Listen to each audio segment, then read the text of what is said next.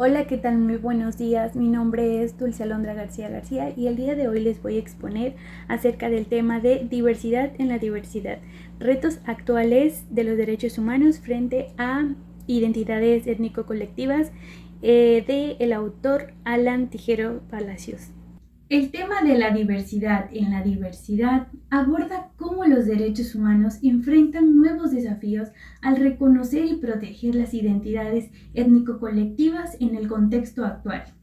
Y es que el autor Alan Tijeros Palacios explora en su trabajo cómo la diversidad dentro de los grupos étnicos, junto con sus múltiples subidentidades, plantea retos únicos en la defensa y en la aplicación de los derechos humanos. Los derechos humanos buscan reconocer y proteger a todas las personas sin importar su origen, su género o creencias. Sin embargo, dentro de los mismos grupos étnicos existen subidentidades que complican esta protección.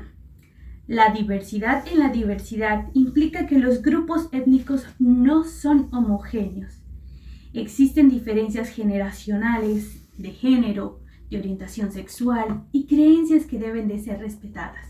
Por ejemplo, en nuestras comunidades indígenas de nuestro país México, como en los pueblos zapotecos, existen personas de la tercera edad que defienden precisamente estas costumbres tradicionales, mientras que por otro lado tenemos a los jóvenes que buscan una mayor conexión con el mundo moderno y sobre todo las redes sociales.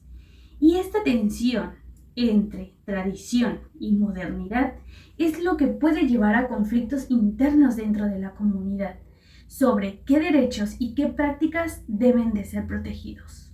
Muchos grupos étnicos luchan por la autonomía para poder preservar sus costumbres y sus prácticas, lo que plantea un reto para el Estado en términos de tener que respetar esta autonomía al descuidar la protección de derechos individuales. Por ejemplo, en Bolivia, algunas comunidades indígenas han establecido sistemas de justicia propios. Sin embargo, existen conflictos cuando los castigos o las sanciones tradicionales no se acoplan con las normas de los derechos humanos, que son reconocidos a nivel nacional. Y es que los casos de castigos físicos es algo que no está reconocido a nivel nacional. El Estado se ve obligado a tener que intervenir para proteger los derechos individuales, aun cuando esto puede percibirse como una falta de respeto a la autonomía cultural de la comunidad. En muchas comunidades étnicas, las normas de género son muy tradicionales y las personas que no encajan en estas expectativas enfrentan discriminación. Los derechos humanos actuales se enfrentan al reto de tener que proteger a la diversidad sexual y de género sin ser percibidos como amenazas a las costumbres tradicionales. Un ejemplo de esto son los mushes en la cultura zapoteca, quienes representan una identidad de género que no encaja con las normas binarias occidentales.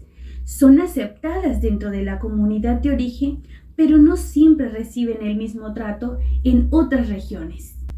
Otro conflicto es la identidad y la migración interna dentro de un país, ya sea por razones económicas o por razones sociales. Genera un choque cultural.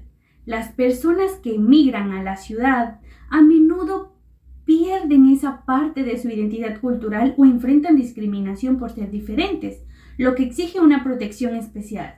Por ejemplo, indígenas que migran de comunidades rurales a las grandes ciudades enfrentan discriminación o generalmente estigmación. Este fenómeno ha llevado a una pérdida de prácticas culturales y en algunos casos a la renuncia incluso del idioma nativo para poder integrarse de mejor manera. En conclusión, estos ejemplos ilustran la complejidad del tema y cómo los derechos humanos deben de adaptarse para poder responder a las necesidades específicas de los distintos subgrupos étnicos, considerando sus identidades y múltiples luchas internas y externas. La obra de Tinajero Palacios es una invitación a reflexionar sobre cómo los derechos humanos pueden ser inclusivos y respetuosos de estas complejidades culturales. Muchas gracias.